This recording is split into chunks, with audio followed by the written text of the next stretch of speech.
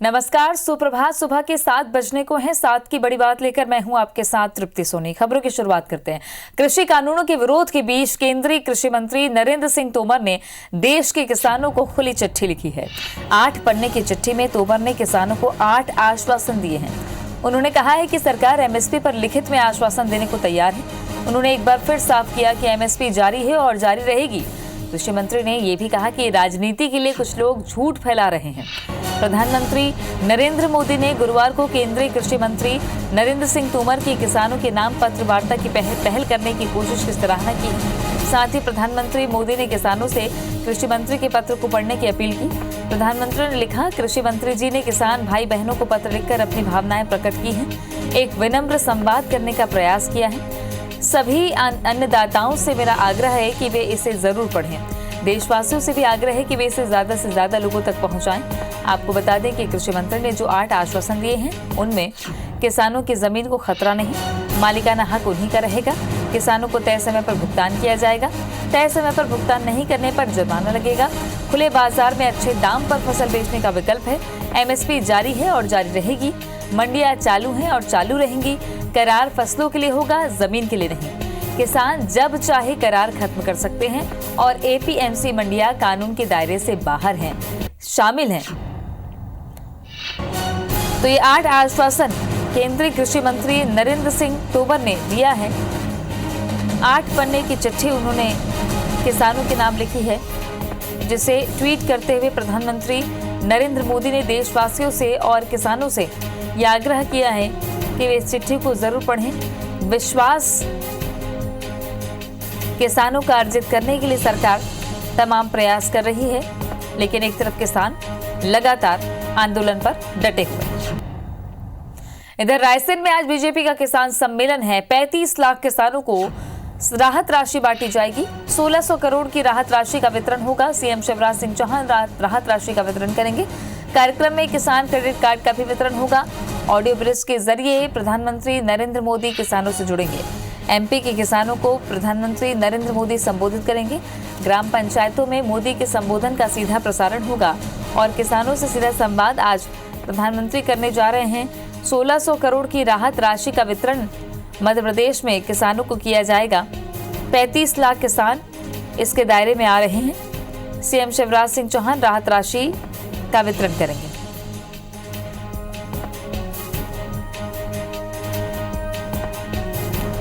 Audio bridge के जरिए प्रधानमंत्री नरेंद्र मोदी लोगों से जुड़ेंगे, किसानों से बातचीत करेंगे।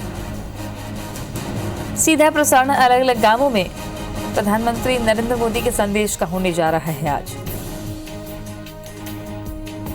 मध्य प्रदेश में किसान सम्मेलन लगातार 2 दिनों से देखने को मिल रहा है, जहां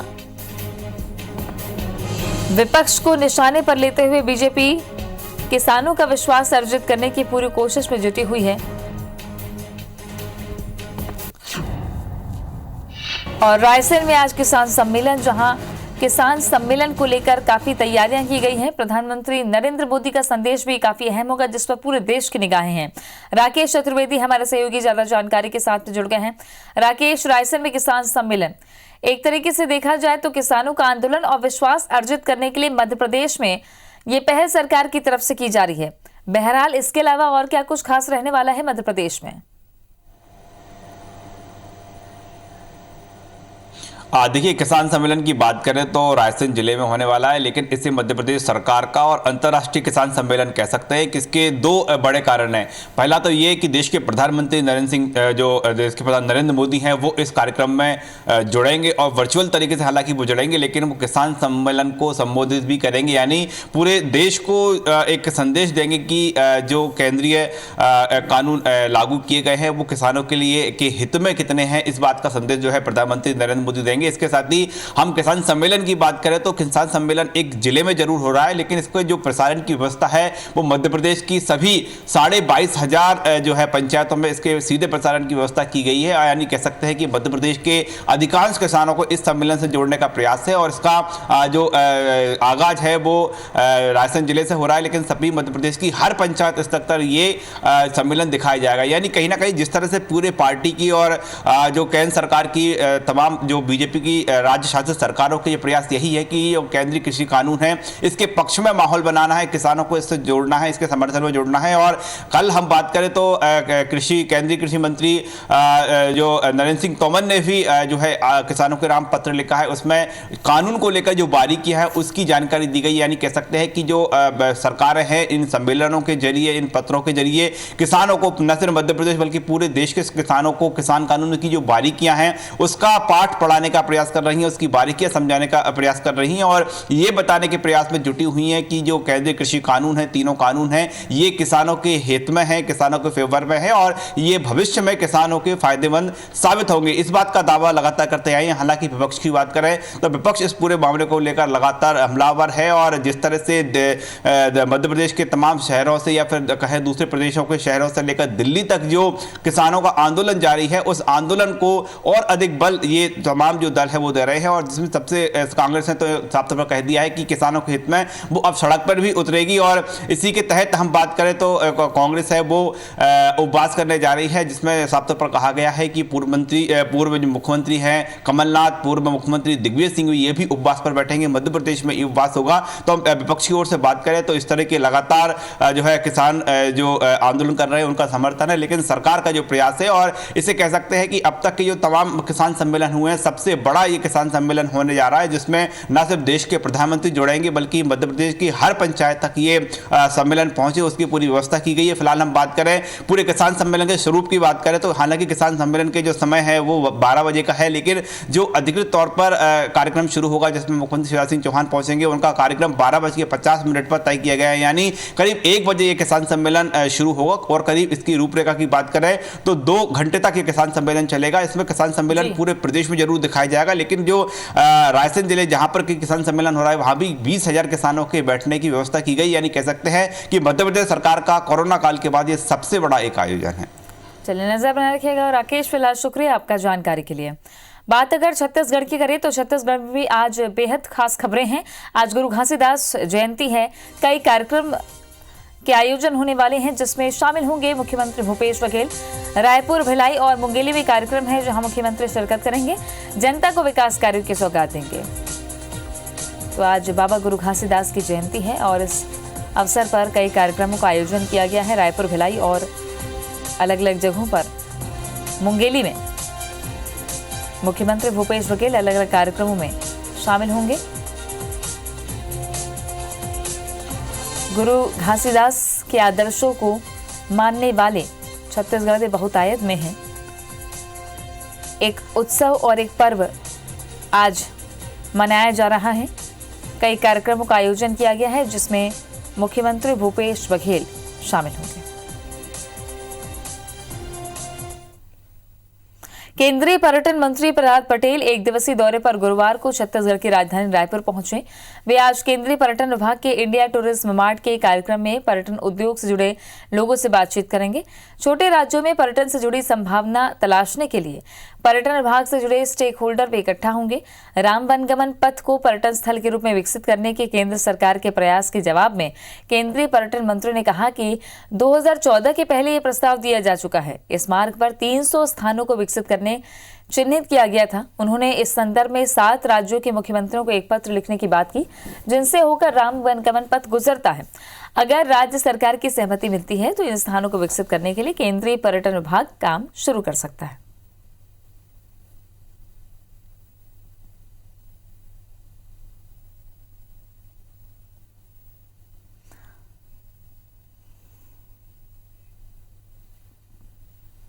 इंडिया टूरिज्म मार्ट हमारा एक जो मंत्रालय का रोड शो है, कार्यक्रम है, और ऐसा हम मान के चल रहे हैं कि जो हमारे देश के छोटे राज्य हैं जहां पर अन्य चीज़ें शुरू हो सकती हैं, मुख्यमंत्री को पत्र लिखे हैं जो 7 राज्यों से वो मार्ग जाता है। हम चाहते हैं कि राज्य उसमें सहमति दे। जिन स्थानों पर सहमति होगी उन स्थानों पर भारत सरकार अपना काम प्रारंभ करेगी। तो आज कौन सी खबरें खास रहने वाली है छत्तीसगढ़ में? स्टार जैन हमारे सहयोगी सीधे जुड़ चुके हैं, ले चलते हैं आपको। स्टार, कौन सी बड़ी खबरें हैं जिन पर आज दिन भर नजर रहेगी? देखिए, यदि छत्तीसगढ़ के लिहाज से देखा जाए तो सबसे बड़ी खबर है कि आज गुरु घासीदास जयंती है। बाबा घासीदास का छत्तीसगढ़ से विशेष महत्व रखते हैं यहाँ पर, और काफ़ी लोग उनके मानने वाले हैं, और यहाँ पर लोकल हॉलीडे भी आज के दिन डिक्लेयर किया जाता है। तो ये एक सबसे बड़ी खबर है। मुख्यमंत्री भूपेश बघेल खुद गिरौदपुरी धाम भी जाएंगे, वहाँ पर जो घासीदास की जन्मस्थली वहाँ पर जाएंगे। अलग अलग जगह उनके कार्यक्रम रखे गए हैं, दिन भर के कार्यक्रम में वो शामिल होंगे, और इसके बाद हालांकि वापस राजधानी लौट आएंगे। लेकिन इसके अलावा बता दूं आपको कि केंद्रीय पर्यटन राज्य मंत्री प्रहलाद पटेल का छत्तीसगढ़ दौरा है। वो यहाँ पर एक दिन के छत्तीसगढ़ दौरे में आए हुए हैं, और उनका यहाँ पर एक श्रेष्ठ भारत करके पर्यटन विभाग का एक कार्यक्रम रखा गया है पर्यटन को बढ़ावा देने के लिए। इसमें विशेष फोकस राम वन गमन पथ को लेकर है। साथ जो टूरिस्ट डेस्टिनेशन के रूप में भारत सरकार डेवलप करना चाहती है, उसमें राज्य का भी हिस्सा कुछ आता है, तो किस तरीके से उसको डेवलप किया जाना चाहिए। और खासकर छोटे राज्यों की ओर कोविड के बाद, पोस्ट कोविड के बाद देखा जाए तो भारत से विदेश घूमने वालों की संख्या में काफ़ी कमी आई है, और इस मौके को केंद्र सरकार राज्य सरकार के साथ मिलकर भुनाना चाहती है कि भारत के अंदर ऐसे पर्यटन केंद्र विकसित किए जाए जो लोगों को बाहर जाने से रोका जा सके, जिससे जो देश का पैसा जो विदेशी पर्यटन में चले जाता है वो राज्यों में रहे, देश में रहे। इसी को फोकस करते हुए ये बैठक रखी गई। स्टेक होल्डर्स को भी इसमें बुलाया गया है कि क्या सुविधाएं वो चाहते हैं, किस तरीके के बदलाव होना चाहिए, और तमाम बिंदुओं पर ये चर्चा हो गया। तो गुरु घासीदास की जयंती है, साथ ही साथ केंद्रीय पर्यटन मंत्री का यहाँ दौरा है। यही दो प्रमुख खबरें हैं जिस पर लोग देखना चाहेंगे कि इसमें क्या कुछ डेवलपमेंट होता है और आगे उनके लिए क्या कुछ निकल के आता है। शुक्रिया आपका स्टार जानकारी के लिए। तो छत्तीसगढ़ की एक खास खबरें जिन पर दिन भर नजर रहेगी और अपडेट आपको लगातार देते रहेंगे। बहरहाल छत्तीसगढ़ की भूपेश बघेल सरकार ने अपने 2 साल पूरे कर लिए हैं। इस खास मौके पर रायपुर से लगे चंदखुरी में बड़ा समारोह हुआ, जिसमें मुख्यमंत्री भूपेश बघेल समेत पूरी कैबिनेट शामिल हुई। मुख्यमंत्री ने इस मौके पर कहा कि इन 2 सालों के दौरान छत्तीसगढ़ को लेकर लोगों का नजरिया बदला है और प्रदेश की पहचान भी बदली है। वहीं कैबिनेट मंत्रियों ने राम के नाम पर राजनीति करने वालों को जमकर कोसा। मर्यादा पुरुषोत्तम भगवान श्री राम के ननिहाल छत्तीसगढ़ में भूपेश बघेल की सरकार ने 2 साल पूरे किए। इस मौके पर माता कौशल्या की भूमि में सरकार ने एक बड़ा महोत्सव किया। वनवास के दौरान भगवान श्री राम जहां जहां से गुजरे थे, उन रास्तों से राम वन गमन रथ यात्रा निकाली गई, जिसका समापन मुख्यमंत्री भूपेश बघेल ने चंदखुरी में किया। इस कार्यक्रम में शामिल होने मुख्यमंत्री भूपेश बघेल समेत पूरी कैबिनेट और कांग्रेस के तमाम दिग्गज नेता बस से चंदखुरी पहुंचे। मुख्यमंत्री ने माता कौशल्या की पूजा और आरती की। गोठान के निरीक्षण के साथ ही रुद्राक्ष के 9 पौधे भी रोपे गए। अपनी सरकार के 2 साल पूरा करने पर मुख्यमंत्री भूपेश बघेल ने कहा कि इन 2 सालों में छत्तीसगढ़ की पहचान बदली है। अब नक्सली नहीं, समृद्ध किसान के नाम से छत्तीसगढ़ जाना जाता है।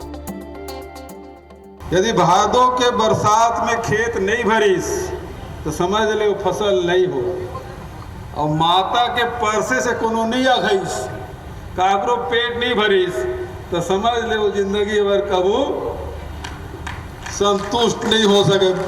तो माता कौशल्या के चरित्र और छत्तीसगढ़ महतारी के ओकर नूनी बाबू मन के चरित्र में आज भी हम समानता देखते हैं। हजारों साल बीते के बाद भी हमारे छत्तीसगढ़िया मन बहुत संतोषी, बहुत सहनशील, बहुत उदार। 2 साल हो गए हमारे मन के पहचान अब बदल गए।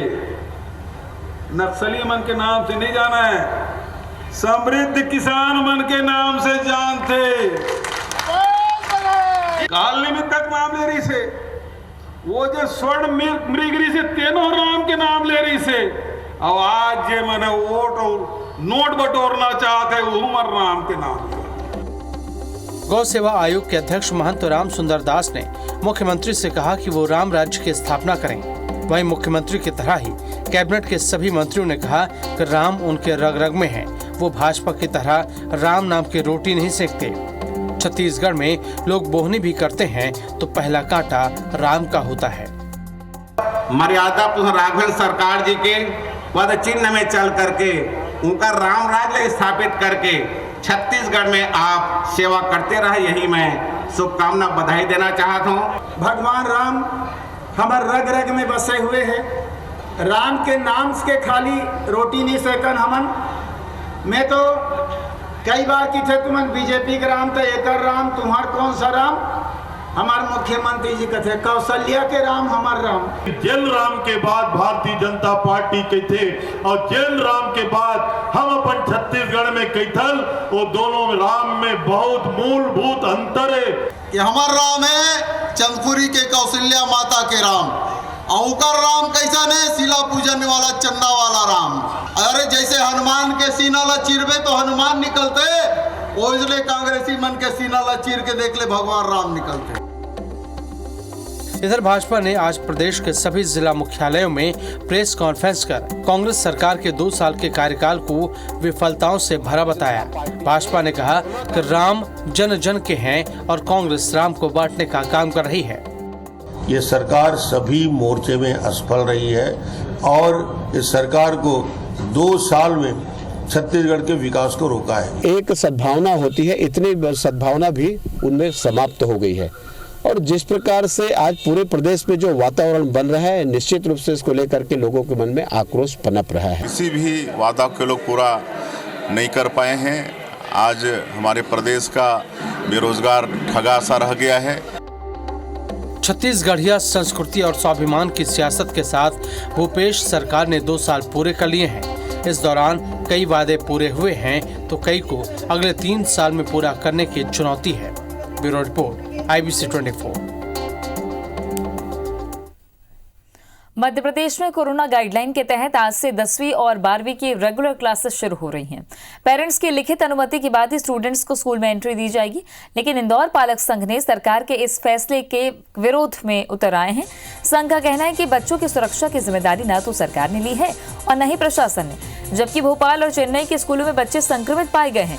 सरकार ने बच्चों की सुरक्षा के लिए पल्ला झाड़कर अभिभावकों पर ही बच्चों की जिम्मेदारी डाल दी है। हालांकि सरकार ने गाइडलाइन जारी की है, इसके अनुसार मास्क और सोशल डिस्टेंसिंग अनिवार्य की गई है। जगह की उपलब्धता के हिसाब से 9वीं और 11वीं की कक्षाएं लगाई जा सकेंगी। कक्षाओं को सैनिटाइज किया जाएगा। उपस्थिति अनिवार्य नहीं रहेगी। जो बच्चे ऑनलाइन पढ़ना चाहते हैं उनके लिए इस तरह कक्षाएं पहले की तरह चलती रहेंगी। सरकारी स्कूलों में स्टाफ पूरा उपस्थित रहेगा। आवासीय विद्यालय भी अभी बंद रहेंगी। खेलकूद, प्रार्थना सभा, सामूहिक गतिविधियां अभी बंद रहेंगी। शिक्षा विभाग ने गाइडलाइन का पालन नहीं करने वाले स्कूलों पर कार्रवाई की बात कही है।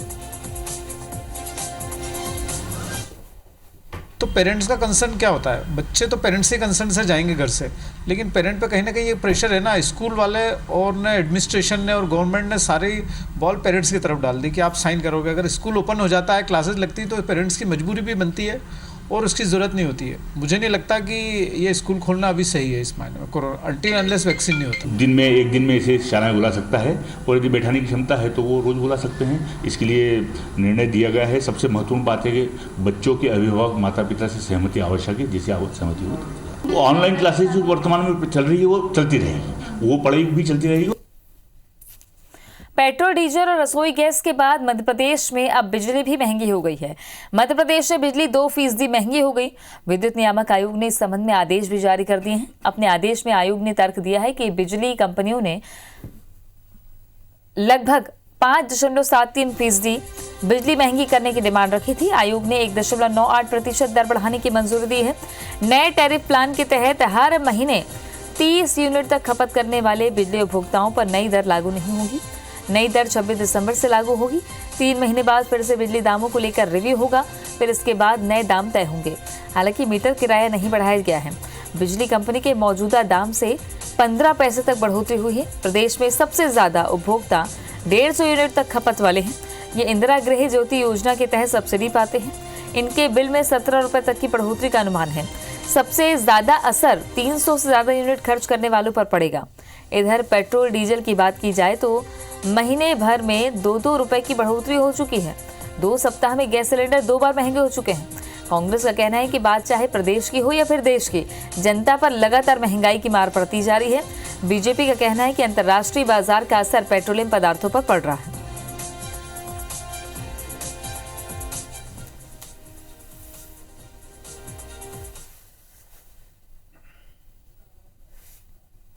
प्रदेश में भारतीय जनता पार्टी की सरकार बनते ही जनता के ऊपर महंगाई की मार पड़ रही है। जहां 7 महीने के अंदर 15 रुपए तक पेट्रोल डीजल के दाम बढ़ गए, उसके बाद रसोई गैस 1 हफ्ते में 100 रुपए तक महंगी हुई। अब मध्य प्रदेश में बिजली के बिल जो पहले ही जुलाई में भी बढ़ चुके हैं, अक्टूबर में भी बढ़ चुके हैं और दोबारा 2% तक बढ़ाए जा रहे हैं। ये जनता के ऊपर भारी मार है। पेट्रोल डीजल की मूल्य वृद्धि हो या गैस सिलेंडर की मूल्य वृद्धि हो, एक इसकी पॉलिसी मैटर होता है।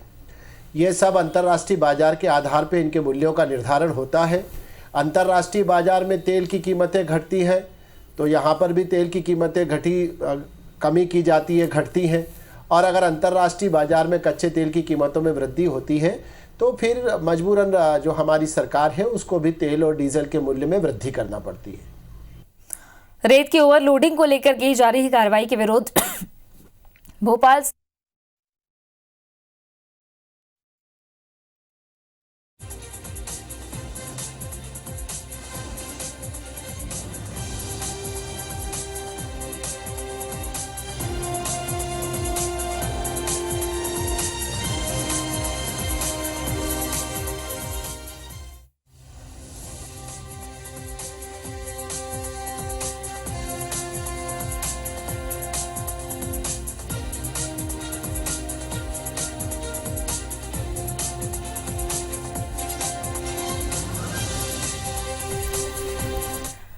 तो रेत की ओवरलोडिंग को लेकर की जा रही कार्रवाई के विरोध में Bhopal sand truck owners association ने मोर्चा खोल दिया है। रात 12 बजे से सैंड ट्रक ऑनर्स एसोसिएशन ने हड़ताल शुरू कर दी है, जिसकी वजह से आज शहर में रेत की सप्लाई नहीं होगी। बता दें, हर दिन शहर में 300 से ज्यादा डंपर रेत लेकर आते हैं। एसोसिएशन के सचिव विश्व बंधु रावत ने बताया कि डंपरों की स्पष्ट नीति बनाने को लेकर गृह मंत्री, खनिज विभाग के अफसरों से मिल चुके हैं, लेकिन समाधान नहीं हो पाया। उनका आरोप है कि खदान से ज्यादा रेत भरी जा रही है, जबकि चोरी की कार्रवाई मालिकों पर हो रही है। बता दें कि मंगलवार को खनिज विभाग ने 11 मील पर 15 डंपर पर बिना रॉयल्टी और ओवरलोडिंग को लेकर कार्रवाई की थी, जिसका विरोध एसोसिएशन के पदाधिकारी कर रहे हैं।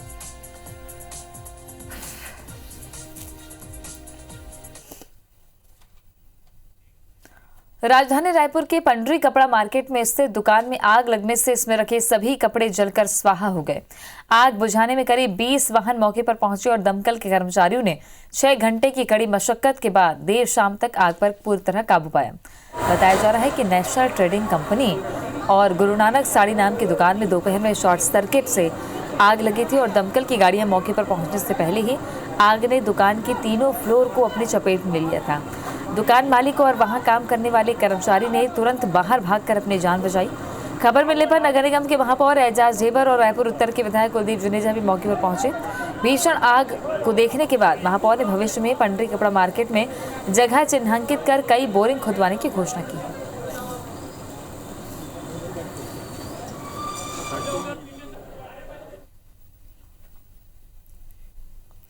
साथ की बड़ी बात में आज के लिए बस इतना ही। आगे देखिए छत्तीसगढ़ी भाषा में खबरों का बुलेटिन हमार वाणी हमर गोट श्रवण के साथ।